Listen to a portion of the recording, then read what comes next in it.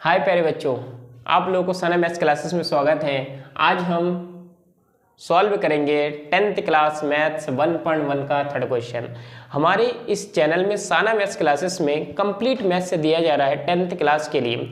जिन भी बच्चों को कंप्लीट मैथ्स से पढ़ना है इस चैनल को सब्सक्राइब करिए। देखिए किस प्रकार का क्वेश्चन है। फर्स्ट का आंसर बोले कि अभाज्य गुणनखंड विधि द्वारा निम्नलिखित पूर्णांकों के एचसीएफ और एलसीएम ज्ञात कीजिए। ठीक है, अभाज्य गुणनखंड विधि द्वारा मैंने इससे 2 क्लासेस पीछे दिया है 10th क्लास के लिए, और उसमें मैंने बताया कि अभाज्य गुणनखंड क्या होता है। ठीक है, तो सबसे पहले अभाज्य गुणनखंड ऐसा गुणनखंड है जिसका जो संख्या अभाज्य संख्या से कटे, मतलब हमें ऐसे गुणनखंड करने होते हैं जो संख्या अभाज्य हो, अभाज्य संख्याओं से अभाज्य संख्याओं का गुणनखंड करना होता है। अच्छा, ये अभाज्य संख्या क्या होता है? जिसके 2 गुणनखंड होते हैं ऐसी संख्या को हम अभाज्य गुणनखंड अभाज्य संख्या कहते हैं। देखिए जैसे अब सबसे छोटी अभाज्य संख्या 2 है और ये लास्ट में सम संख्या है, तो यह संख्या 2 से विभाजित हो जाएगा, यानी कि सबसे छोटी अभाज्य संख्या से विभाजित हो जाएगा। अगर 2 से विभाजित ना होता, जैसे यहाँ पे होता आपका 15 होता, तो 15 तो 2 से विभाजित नहीं होगा, तो हम 2 से बड़ी अभाज्य संख्या को देखते, 3 देखते, 3 भी तो अभाज्य संख्या है ना।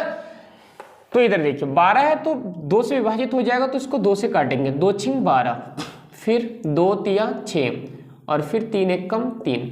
तो जो 12 का गुणनखंड होगा अभाज्य गुणनखंड वो होगा 2 × 2 और × 3 और × 1। ठीक है, इस एक को भी लिखिएगा। अच्छा ठीक है, अब 15 का अभाज्य गुणनखंड करिए तो होगा 3 से, क्योंकि 15 2 से विभाजित नहीं होगा, तो 2 से विभाजित नहीं होगा तो अगला अभाज्य गुणनखंड अभाज्य संख्या देखेंगे और वो अगला अभाज्य संख्या हो जाएगा हमारा 3। तो 3 पंजे 15 और 5 एक कम 5। तो आप 15 को लिख सकते हो, क्या लिख सकते हो? 3 × 5 और × 1। ठीक है, हाँ जी। और 21 21 को अब अभाज्य गुणनखंड 3 से काटिए, 3 सत्ते 21, 7 एक कम 7। तो जो 21 का गुणनखंड है उसको लिख सकते हैं आप 3 × 7 × 1। अब एचसीएफ और एलसीएम ज्ञात करना है। हमें साफ साफ लिखा है अभाज्य गुणनखंड विधि द्वारा निम्नलिखित पूर्णांकों के एचसीएफ और एलसीएम ज्ञात कीजिए। तो एचसीएफ ज्ञात करना है, तो एचसीएफ कैसे ज्ञात करते हैं? देखिए जो संख्या तीनों में कॉमन है वो हमारा कहलाएगा एचसीएफ। ठीक है, तो 3 है और क्या कॉमन है? क्या 2 है सब में? नहीं है।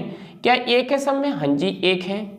तो ये हमारा कहलाएगा क्या? एचसीएफ, यानी कि 3 एक कम 3, ये हमारा एचसीएफ हो जाएगा। ठीक है, एलसीएम क्या है? बहुत अच्छे से सुनिए, एलसीएम क्या है? जो संख्या तीनों में कॉमन है उसको लेंगे एक बार, यानी कि तीनों में कॉमन वाले हो गया 3 और तीनों में कॉमन वाले हो गए 1, और जो बचा है सबको लिख देंगे। यहां से क्या बचा था? 2 × 2 तो लिखेंगे। यहां से क्या बचा था? 5 × 7, यहां से बचा था 5 और यहां से बचा है 7, सबको लिख डालेंगे। देखिए 5 दूनी 10 और 10 दूनी 20 और 20 तिया 60 और 7 छिंग 42, यानी कि 420 इसका एलसीएम हो जाएगा। 420 क्या हो जाएगा? इसका एलसीएम हो जाएगा। ठीक है, अगला क्वेश्चन देखिए, सेकंड पार्ट है हमारा 17, 23 और 29। इसका अभाज्य गुणनखंड विधि द्वारा एलसीएम और एचसीएफ ज्ञात करना है। 17 को आप काटिए, 17 क्या 2 से कट जाएगा? क्योंकि अभाज्य गुणनखंड करना है तो अभाज्य संख्या से काटना है। तो मैं बताऊं 17 सिर्फ 1 से कटेगा और 17 खुद से कटेगा। तो क्योंकि 17 ही एक अभाज्य संख्या है और अभाज्य संख्या यही होता है, इसके 2 गुणनखंड होते हैं, वो 1 से कटता है और खुद से कटता है। ठीक है, तो 17 से ही कटेगा, 17 एक कम 17, तो इसको हम लिखेंगे 17 को अभाज्य गुणनखंड लिखेंगे 17 × 1। अच्छा 23 भी खुद एक अभाज्य गुणनखंड है, तो 23 से कटेगा, तो 23 को हम लिख सकते हैं 23 × 1। 29 भी खुद एक अभाज्य गुणनखंड है, अभाज्य संख्या है, तो इसको अभाज्य संख्या है तो ये खुद से कटेगा और किसी से नहीं कटेगा।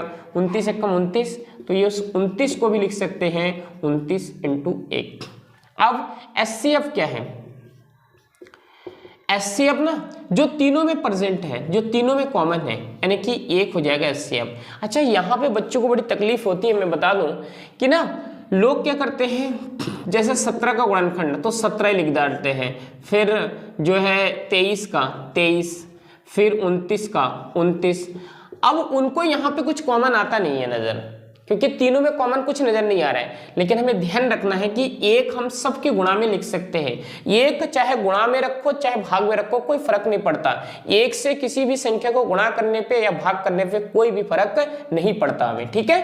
तो ये हमारा सेकंड क्वेश्चन नहीं। अब इसका एलसीएम भी ज्ञात करना है। क्या ज्ञात करना है? एलसीएम। अब 17 को 23 को और 29 को आप गुणा करिए, तो देखिए 17 तिया 51 हासिल लगे 5 और 17 दूनी 34, 34 और 5 कितना हो जाएगा? 39। 34 और 5 कितना हो जाएगा? 39। 391 को आप 29 से गुणा करिए, 9 एकम 9, 9 में 81 हासिल लगे 8, 9 तिया 27, 27 और 10 37, 37 में से 2 कम करो तो हो जाएगा 35, ठीक है। 2 एकम 2, 9 दूनी 18 हासिल लगी 1 और 3 दूनी 6 और 1 7 कितना हो जाएगा? 9, 3, 8 और 5 13, 13 का 3 हासिल लगे 1, 7 और 3 10 और 1 11 कितना हो जाएगा? ये हो जाएगा 11,339 हो जाएगा आपका क्या? इसका एलसीएम हो जाएगा। हमें एचसीएफ और एलसीएम ज्ञात करना था, ठीक है। 2 क्वेश्चन को हमने सॉल्व कर लिया। थर्ड क्वेश्चन देखिए,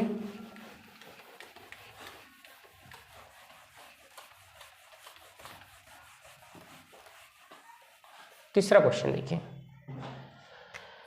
तीसरा क्वेश्चन है, हमें इसका अभाज्य गुणनखंड करिए 8 का, तो 2 से कटेगा, 2 चौको 8, 2 दूनी 4 और 2 एकम 2, ठीक है। 9 का अभाज्य गुणनखंड करिए, 3 एकम 3 और 3 एकम 3, 3 तिया 9, 3 एकम 3 और 25 का अभाज्य गुणनखंड करिए तो 5 5 25 और 5 एकम 5। अब 8 को हम लिख सकते हैं 2 × 2 × 2 × 1। अच्छा, 9 को हम लिख सकते हैं 3 × 3 × 1। अच्छा, 25 को हम लिख सकते हैं 5 × 5 × ये। आप एक बात देखिए उधर ध्यान से, जो मैं गुणनखंड कर रहा हूँ ना, गुणा जो कर रहा हूँ, इसमें कोई भी भाज्य संख्या नहीं होगा, सारे अभाज्य संख्या, और इसी को अभाज्य गुणनखंड कहते हैं। इसी को क्या कहते हैं? अभाज्य गुणनखंड कहते हैं। अब ये एलसीएम, एचसीएफ, सबसे पहले एचसीएफ ज्ञात करो। एचसीएफ जो सब में कॉमन है, सब में कॉमन कुछ भी नहीं है, एक कॉमन है तो एक लग देते हैं और वही एचसीएफ हो जाएगा। एलसीएम क्या होगा? एलसीएम जो बचा है, सब में कॉमन जो है वो तो लोगे एक बार, और बाकी जो बचा है यानी कि 2 × 2 × 2 × 3 × 3 × 5 × 5, कोई दिक्कत नहीं है। देखिए 5 × 5 25 हो जाएगा और यहाँ से 4 करिए तो 25 चौको 100, एक तो 100 बना देगा, जो आसान रहेगा हमारे लिए ना गुणा करने में। 5 × 25 और 2 दूनी 4, 25 को 4 से गुणा करोगे तो 100 हो जाएगा, ठीक है।